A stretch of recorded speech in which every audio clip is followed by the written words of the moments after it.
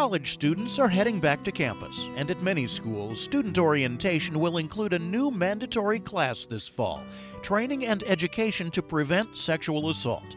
It's a requirement of the Federal Campus Sexual Violence Act, which went into effect in July, a welcome step forward, according to some experts.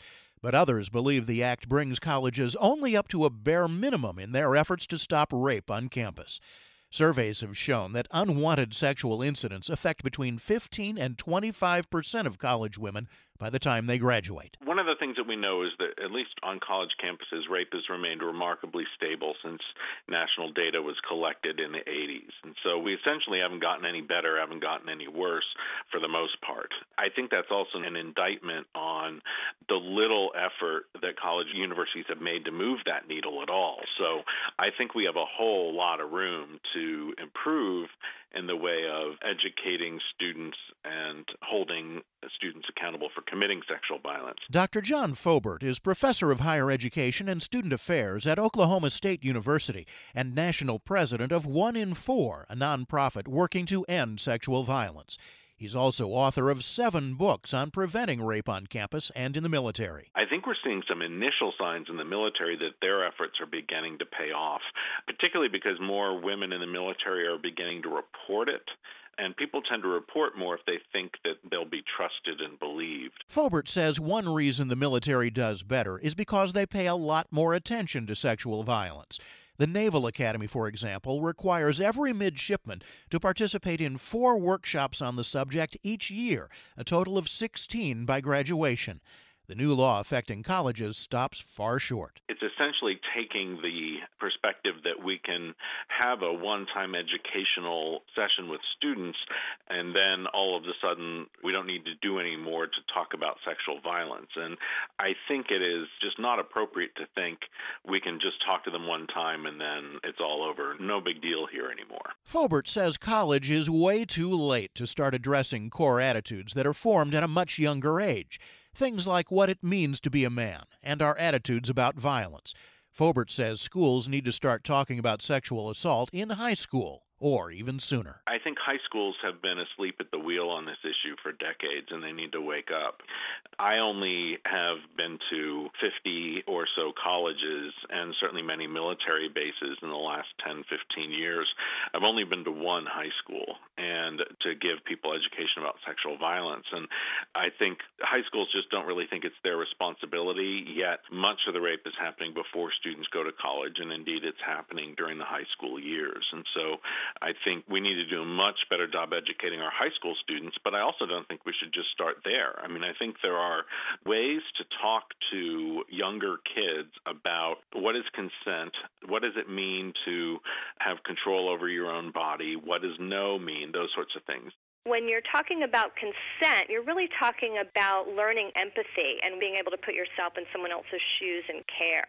And that's an issue that really we need to take, I think, to the younger populations. I mean, that's what you start learning in kindergarten, is how to care about other people. Ashley Warner is a psychoanalyst and author of The Year After, a memoir, the story of her recovery from rape more than 20 years ago. She says that another barrier to successfully combating sexual assault is that it's often framed as a woman's problem. There's been a lot of focus on preventing rape by teaching women how to protect themselves when they're out, for example. There's been a lot of focus on where not to go, what not to do, look out for your drinks, don't wear this, don't walk down this road. And so that becomes sort of this women's problem. For a long time, we have talked about the issue of sexual assault as if there were only 2 possible characters. We kind of put women in the role of potential victim and men in the role of potential perpetrator. And unless we do lots and lots of education, lots and lots of no means no and other type messages, that's what they would default to. That's Dorothy Edwards, Executive Director of Green Dot Etc., an organization that designs and delivers training programs to prevent sexual violence. She cites a growing body of evidence that men can be women's biggest ally in stopping sexual violence if they're given a chance. What we know is the vast majority of men don't commit assault. They don't need us, when they're full-grown adults, to tell them no means no.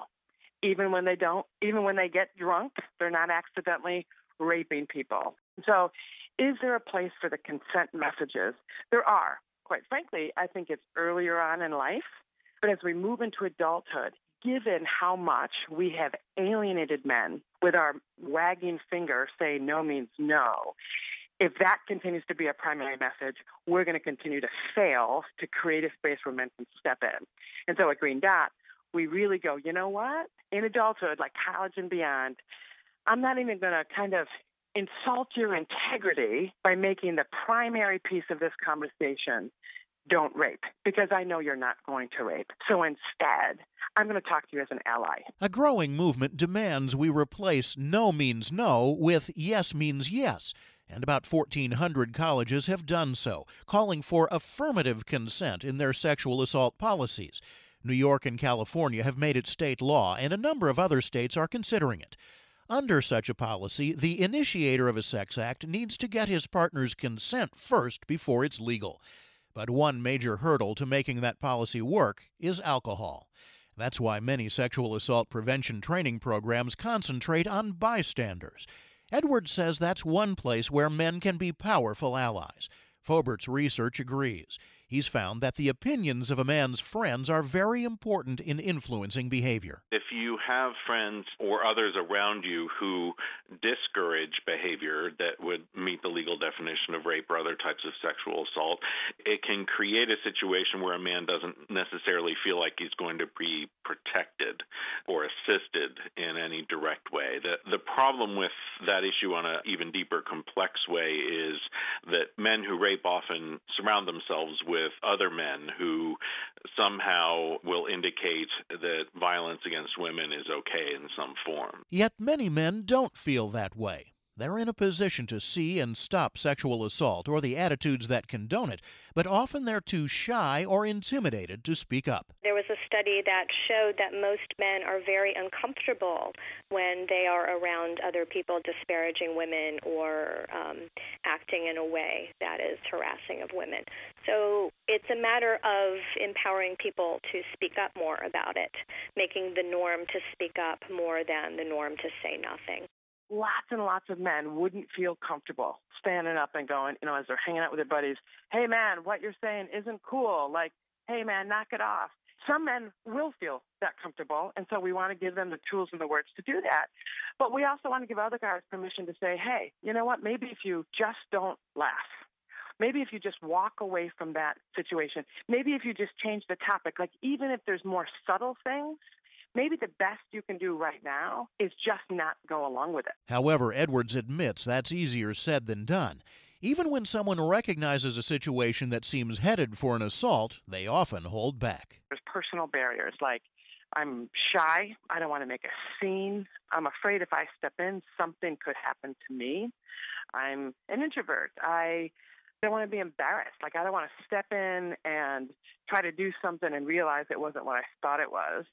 And then there's kind of another category of barriers that are more social, interpersonal. So peer pressure, like I don't want to be that guy. I don't want to be the party police. I don't want to be the snitch. I don't want my friends to get annoyed at me. And there's even, kind of social relationship pressure around family norms. Like in my family, we don't talk about this, or even cultural norms. Like, it's not your business. Keep your eyes straight ahead. Like, don't get involved. And so even good people, even good men who want to help in real life run up against these things. However, Edwards says for too long, organizations fighting sexual assault have ignored barriers and acted as if people simply need a pep talk to do the right thing. But the Green Dot Etc. program admits that good people often fall victim to barriers and do nothing when someone's in trouble. So she says what the program teaches are realistic tools to intervene. We've got to assume when we're training on bystander intervention that whatever barriers men bring into the room, they're going to lead with, which means we've got to come up with solutions that take those into account. So we talk about something called the 3 Ds, direct, delegate, and distract. And they're just what they sound like. Direct means I'm in a situation where I feel completely comfortable addressing the situation directly. It may be with the person who may be doing the harm, or it may be with the person we're afraid might be getting hurt. It might be as simple as, hey man, I think you need to take a breath, maybe step back, or hey, can I give you a ride? Are you okay? Did you come here with someone? But many people can't go the direct route. They need to delegate and find someone else to intervene. Find his friends, find her friends, find your friends. Talk to a trusted minister, get the bartender involved, text an outsider, depending on your setting, talk to your boss or a faculty or whatever the setting, just pull someone else into the scene. And that allows folks to say, you know what, my barriers, I'm shy or I don't want to be embarrassed, keep me from doing it direct, but that doesn't mean I can't do something. I can get someone else to do something, and that counts. The final technique Edwards and Green Dot teach is distraction. It doesn't require anyone to lose face. It doesn't require anyone to even acknowledge they see what's going on. And so one of my favorite distracts was a college kid who saw his buddy kind of isolating a young woman who had had too much to drink. And he just called after him and said, hey, dude, your car's getting towed. And the guy heard him and said, oh, dear, I better check on my car. So he goes, checks in his car. While he's gone, her friends are able to pull her out of there. And his buddy, the one who did the intervention, wasn't required to say, hey, man, stop what you're doing. Real men don't do this. Because he felt like that's not something I could realistically do with my buddy. But once we gave him options and said, it's not bad to pick one of these options and you can still have the same impact, suddenly guys are going, yeah, I could do that. I could spill a drink. I could say, hey, man, we got to do a pizza run. I could ask for directions. I could kind of create a brouhaha with a couple of other buddies so that it pulls attention away from what's going on. Green Dot teaches those techniques to men and women together, though Fobert says his research indicates gender-specific programs may be better. But ending sexual violence will ultimately take cultural change, and it starts with all of us being better bystanders. I think we need to put some effort into looking out for our neighbors just a little bit more. That if you see something that isn't right and you're safe to speak up, speak up. If you are hearing someone tell an off-color joke, say you're not okay with it. If you are able to cause a distraction, if there's something going on that's not cool, speak up, do something about it. That's the key to changing the culture, is to have everyone think that it is everyone's responsibility on sexual violence, not just the police, not just people in authority or whomever, but it needs to be a societal-wide solution to a societal-wide problem. For more information about Dr. John Fobert and his work, visit oneinfourusa.org. You can find out more about Ashley Warner and her book at theyearaftermemoir.com. And to learn more about Dorothy Edwards and Green Dot, etc., visit livethegreendot.com. Or you can find links through our website, radiohealthjournal.net. You'll also find archives of our programs there, as well as on iTunes and Stitcher. I'm Reed Pence.